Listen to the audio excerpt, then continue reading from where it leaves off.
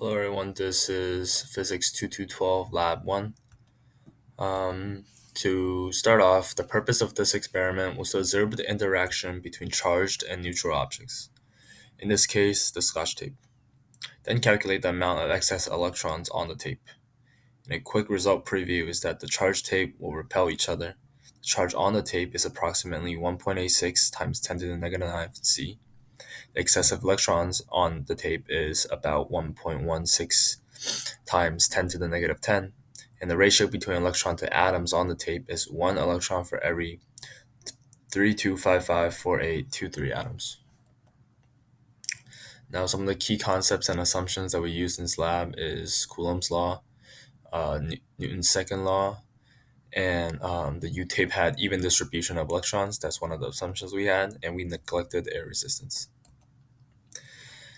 Now, throughout the experiment, here are some expectations, observations that we made. Is that at first I expected the U-tape to repel against each other because they have the same charge. And when I brought one of the U-tape towards the other one that was hanging, it pushed the other one away. But when I brought a ruler, which is a neutral object, towards the U-tape, the tape got closer and was attracted to the object. So if the U-tape was positively charged, it would attract to a negatively charged pen. And if the tape is negative, it will repel away from the pen. However, if the tape was neutral, it will still be attracted to the pen because as tested, neutral objects will attract any charge.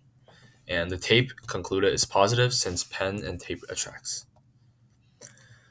Now, if momentum didn't change, then that means the net Y composition of the tape is zero. The vertical force on the on tape B is only gravity going up, gravity going down, and electric force on tape A going up, as indicated by the free body diagram that's shown right here. And we need to find the mass of tape before we can find its force from gravity.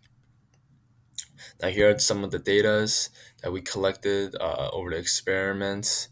The more important one was the number of electrons, which come out to be 1.167 times 10 to the negative 10, and the number of atoms that's on the tape, calculated with approximation of the area of the tape times the area of atom, or divided by, is 3.8 times 10 to the 17 atoms on the tape.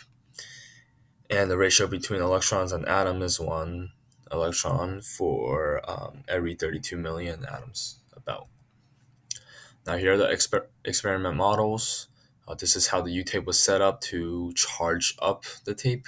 The base tape was given so that there was a common surface that was used, a controlled surface for all of the trials.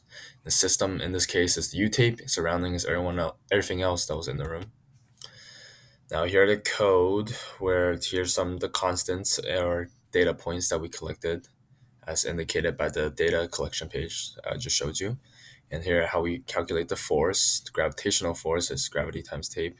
Electric force is the absolute value of gravity, since as indicated by the free body diagram, they should be the same magnitude, however, in different directions.